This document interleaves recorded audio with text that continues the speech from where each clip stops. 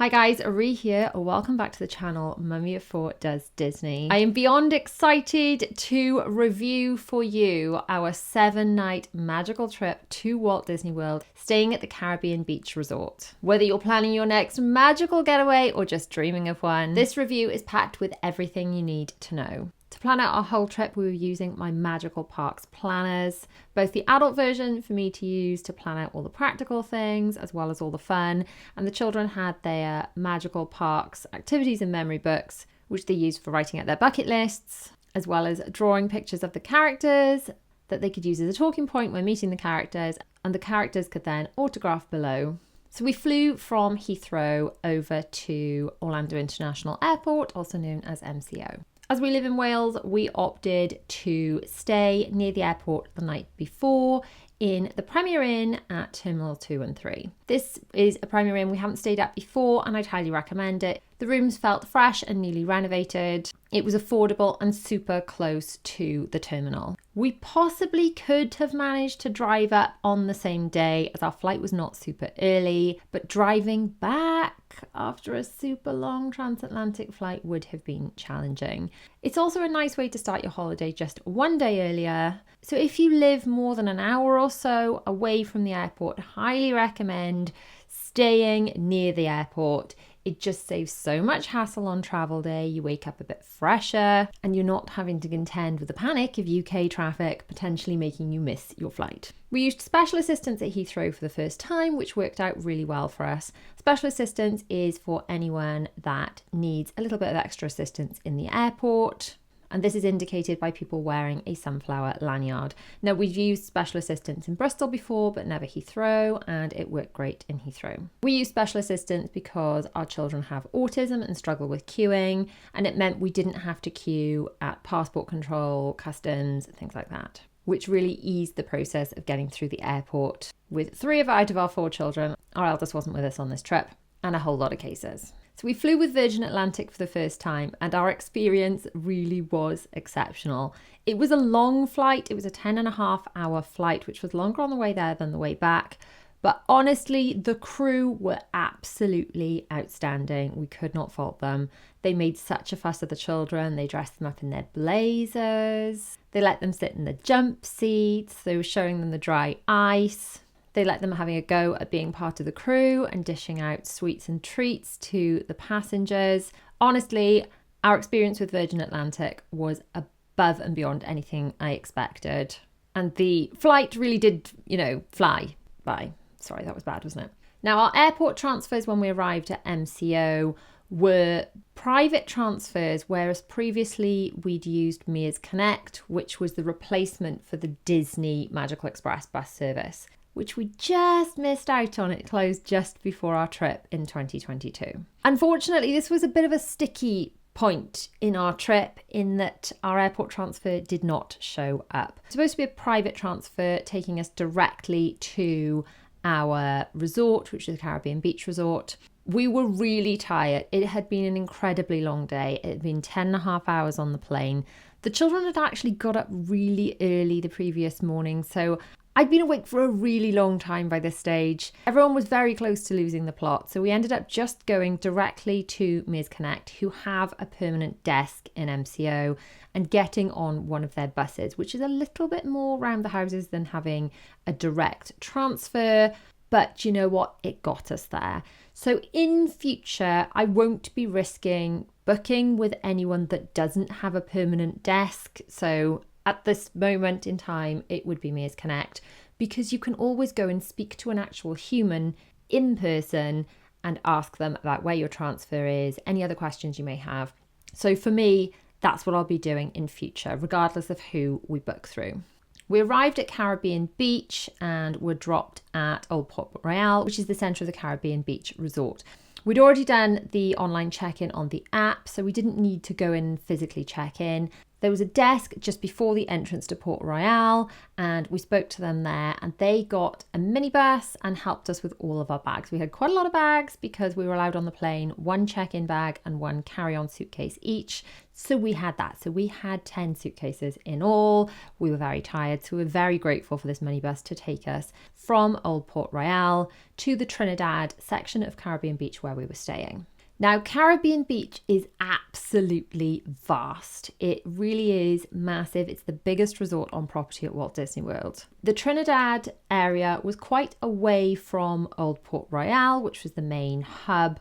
So I didn't actually go inside Old Port Royal until the very last day. Unlike when we stayed in the Art of Animation and we were back in the main centre, which was Animation Hall, quite frequently because we were walking past it a lot. I didn't feel there was that sense of being at the resort in Caribbean Beach because we were so far away. There was a smaller outlet, a quick service restaurant near us, which was the Lookout Spyglass, the Spyglass Lookout, where we could refill our resort mugs and things. I did feel quite distant from the main hub, so it was a very different feel staying at this part of Caribbean Beach. The rooms themselves open directly to outdoors rather than opening into a corridor, like the rooms we had in Art of Animation. And I've got to say, I did prefer going out into a corridor. It's not that it felt unsafe in Caribbean Beach, I just preferred the going directly into a corridor. So Art of Animation is considered a value resort, and Caribbean Beach is considered a moderate resort. So we're not comparing directly apples for oranges here because we had a suite in Art of Animation versus just a room in Caribbean Beach. And we did price it up this time to stay in Art of Animation, and it came out as a little bit more pricey than staying in Caribbean Beach, which was a bit confusing because Caribbean Beach is supposed to be a higher tier resort than Art of Animation. So the room itself in Caribbean Beach had a sofa that converted into a bed, a permanent bed, and then another single pull-down bed. There was a sort of like a kitchen unit with drawers and a countertop and a television, and then a sliding door through to the sink area and another sliding door through to the toilet and shower. Art of Animation, because it was a suite, I guess, was a much larger space and a much bigger room. There were 6 of us when we went to Art of Animation rather than 5, but it was so much more spacious. So there was a large living room area with a sofa that converted into a bed. There was a large dining room area with a table that converted into a bed, and then a separate bedroom. And there were also 2 bathrooms. So it was much, much more spacious, and we definitely spent more time hanging out in the room at Art of Animation. Now, we were there for 2 weeks, not 7 nights in Art of Animation, so we did have some slower mornings where we kind of took our time and didn't get into the park as quickly. But just based purely on the rooms, I've got to say I preferred the room in Art of Animation compared to Caribbean Beach. The Caribbean Beach one did have some Disney elements, there were Disney paintings, but the room in Art of Animation was very, very Disney themed. You really knew you were in The Lion King.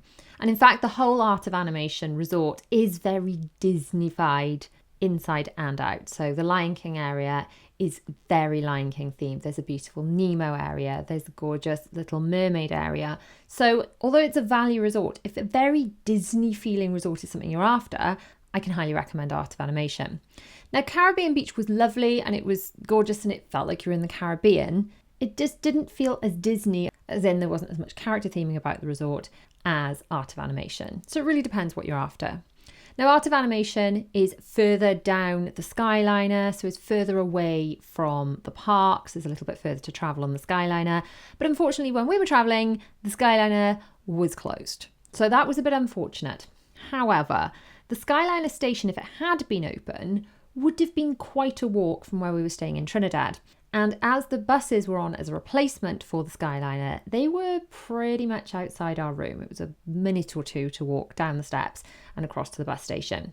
So perhaps it worked out better for us getting to Epcot and Hollywood Studios on the bus, because we didn't have to walk as far to get to the transportation when it was a bus as if it had been the Skyliner and there would not have been a bus as an option.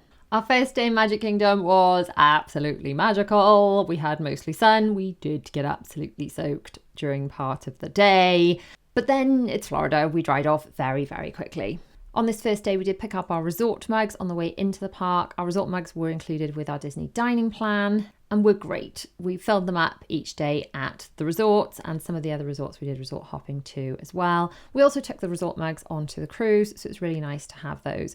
So it's unlimited soft drinks from the dispensers in the resorts, but not in the parks. We didn't bother taking the resort mugs to actually use in the parks because actually I find them a bit of a pain to carry around, and we're better off with things like our chili bottles with lids on that we can actually sling in a bag and we know won't leak. So our first park day was Magic Kingdom. It was amazing to be back on Main Street. We got to see Mickey's Friendship Fair, the castle show the first time, which was amazing. We absolutely loved it. Cried a little bit. Happy tears. Some of the first happy tears of the trip. Many happy tears that trip. We had quick service food in Pinocchio's in Fantasyland, which was yummy. And then on this first day, we tackled a lot of the very Fantasyland kind of rides. We did Winnie the Pooh, Little Mermaid. Zara got to ride Space Mountain for the first time because she was finally tall enough. William, Bella and myself got to ride Tron. Zara was not quite tall enough, although I think she's grown since we got back. She might be nearly tall enough now. So we're just going to have to go back so she can try it. But we got to experience Tron for the first time, which was amazing. The theming was excellent. Being in that bike riding position was really, really cool. It was super fast, super fun.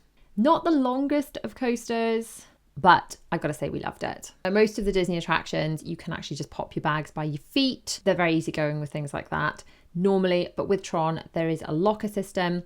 It's really good though because you put your stuff in the locker one side, lock it with either your park pass or your Magic Band, and then when you come out the other side, then the door opens from the other side of the locker. So it's really cool. You're not kind of going against the traffic to find the lockers. It's a really slick system with picking up your bags.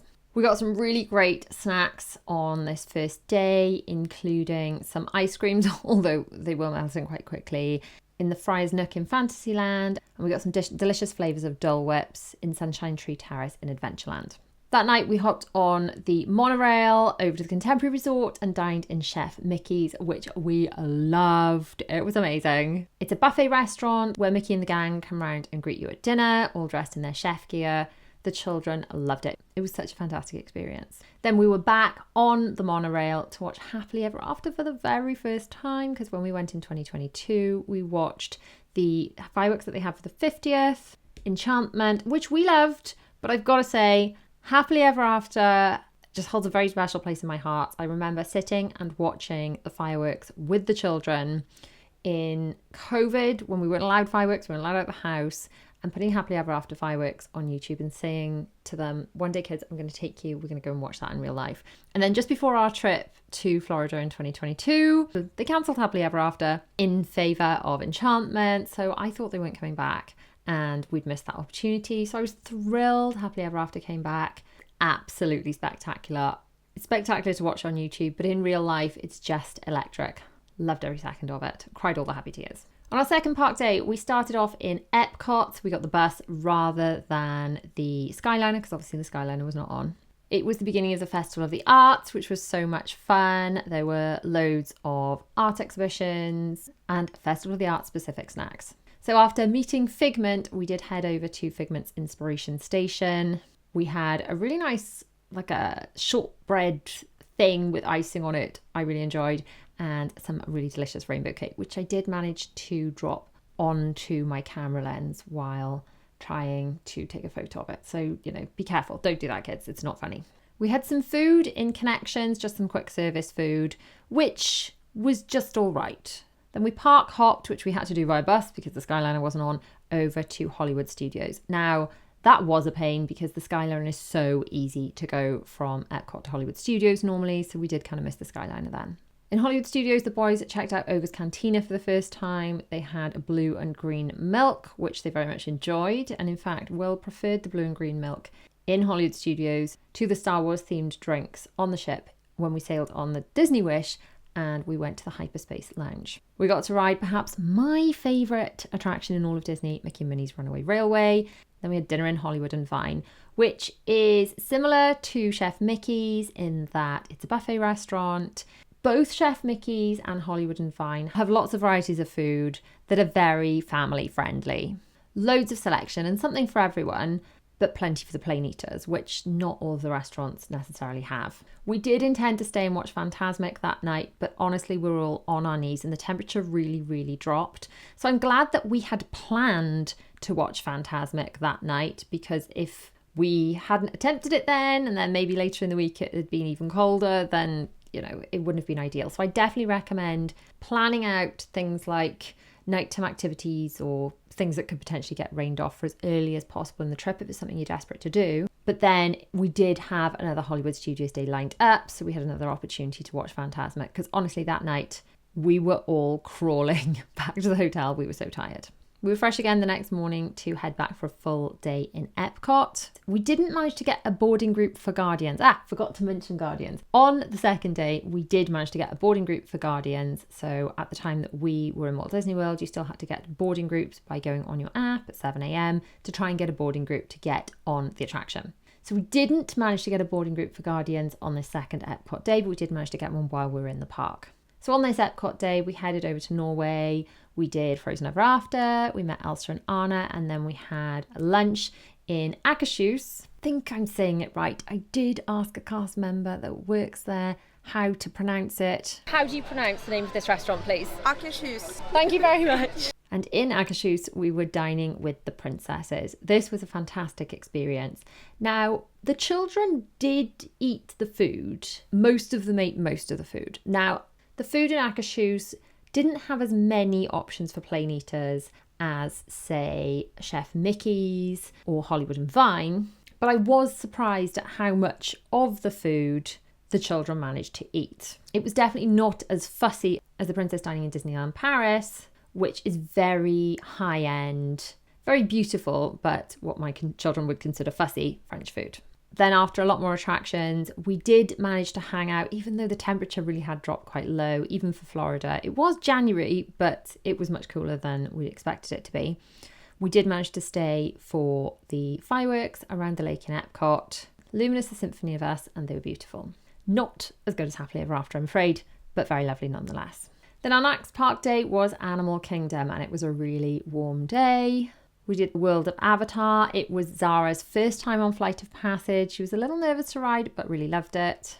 The quick service lunch we had in Pandora was absolutely delicious, full of colour, full of flavours, and really felt like the food was from another planet. The theming was fantastic. I especially loved the purple chocolate dessert. Can highly recommend that one. Please go and get one when you're in Pandora. We got to ride Expedition Everest for the first time because it was closed on our last trip, and Zara was actually tall enough to ride this time, which she was thrilled about. And then we had to head back to the resort to pick up our passports, because included with our package, which we'd booked with a travel agent, by the way, nothing to do with my channel, nothing gifted, just how I'd managed to book it. And we had something similar when we booked direct with Disney, but often when you book a package, part of the package will be you get a certain amount of vouchers included. So last time we had vouchers to use towards dining because the dining plan wasn't back, and then we had a voucher to pick up in Disney Springs. This time we had similar, so we had a voucher that could be used for food or merch in the parks, which was loaded like a gift card directly onto my phone, and I could use it through Apple Pay. But then we had another physical gift card we had to go and pick up in Disney Springs. I needed my passport ID to go and pick that up. So we went to pick up our passports, got on the bus to Disney Springs, and it was raining by the time we got there. We did a whole load of shopping in World of Disney, which was loads of fun. We tried all the Dole Whips and swirls on the water, which is a must. They do a Dole Whip flight where you can try all the different flavours, and that's what I was going to get. But we couldn't use the Disney Dining Plan snacks tokens for this, so it actually worked out cheaper for us to have the full-size Dole Whips and to use our Dining Plan snack tokens than it would have been to just buy the Dole Whip flight. Incidentally, you can check how many dining tokens you have left on your dining plan, whether it's table service tokens, quick service tokens, or snack tokens, by going into your accommodation section of your My Disney Experience app. Then we got a bus from Disney Springs over to the Polynesian, where we were having dinner in Ohana's. It was not character dining because it's only a character breakfast, not character dinner, but the food was delicious. Some of it was not quite plain enough for our youngest, Zara, who's 7. But there was a lot of variety. It was family style dining where they brought loads of different foods to the table, and we thought it was all quite delicious. Then we went out onto the beach to watch Happily Ever After across the lake, which was fabulous. They streamed the music through the speakers. And it was just magical to see it from a different angle, slightly further back, but still super atmospheric and gorgeous. Then it was back to Hollywood Studios for our Toy Story themed day. We rode Tower of Terror before heading over to Toy Story Land, where we rode the Toy Story attractions and got to dine in Roundup Rodeo, which has had so many mixed reviews. I had so many people saying, really don't do it, it's rubbish, don't go there, you're not going to like it. But we actually really enjoyed it. The theming was amazing. You really felt like you were a shrunk down toy. And then every now and again, the cast members would be like, hey, Andy's coming, and everyone would have to freeze.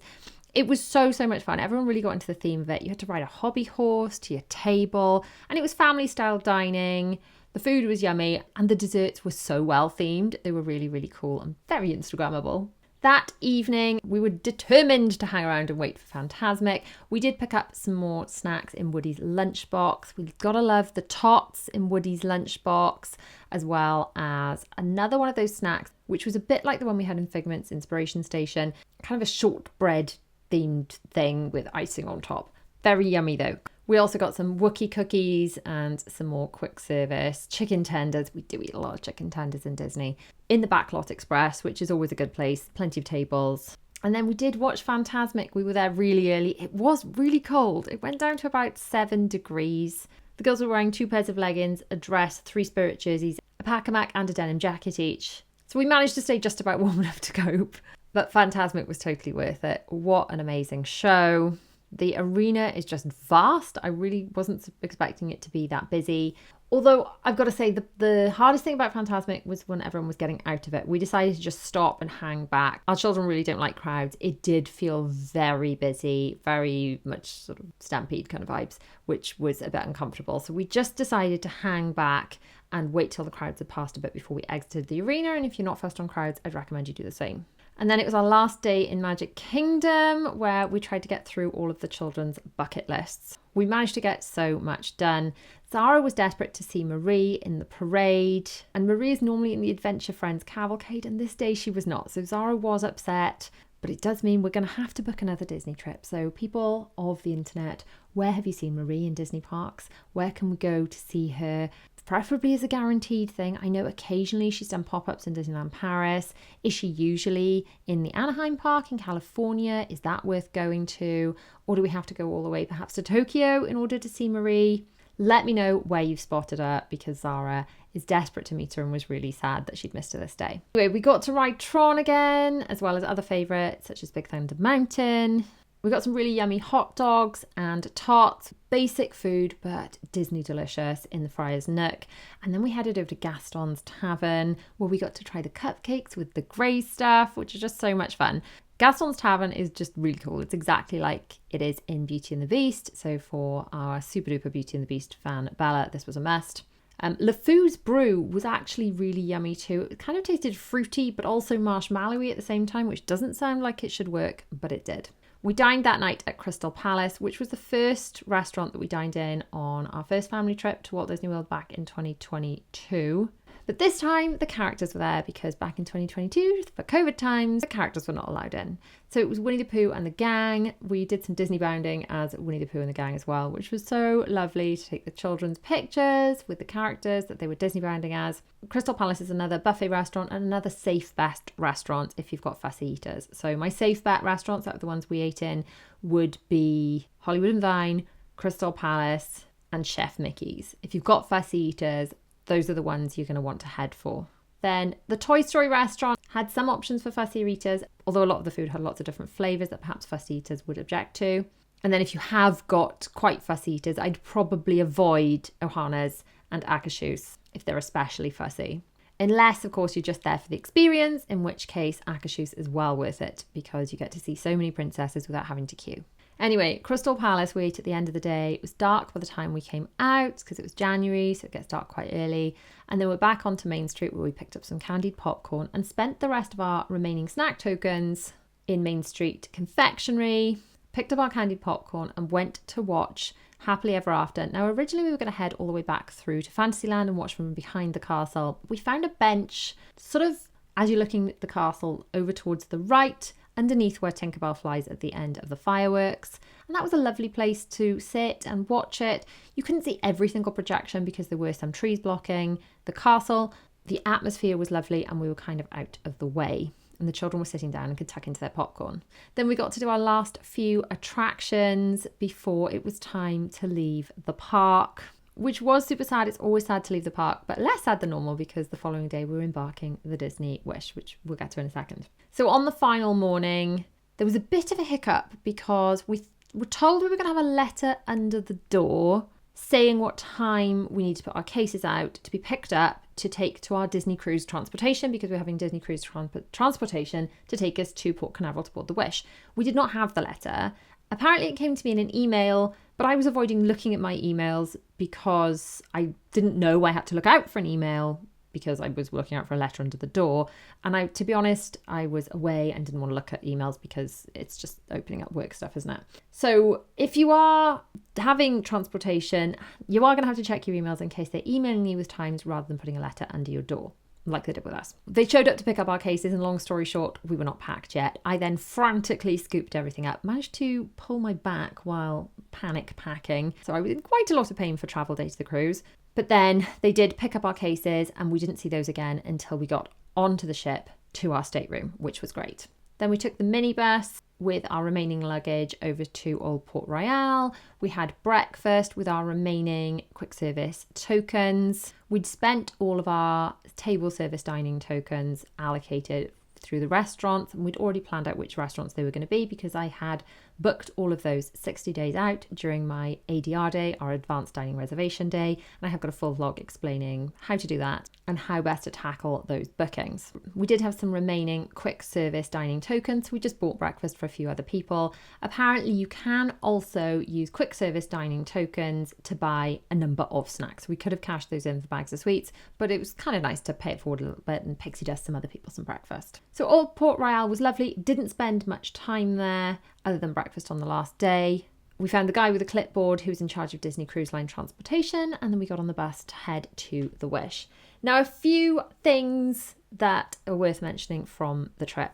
January, I would recommend as a time to go if you're able to have permission to take the children out of school. We were very, very lucky.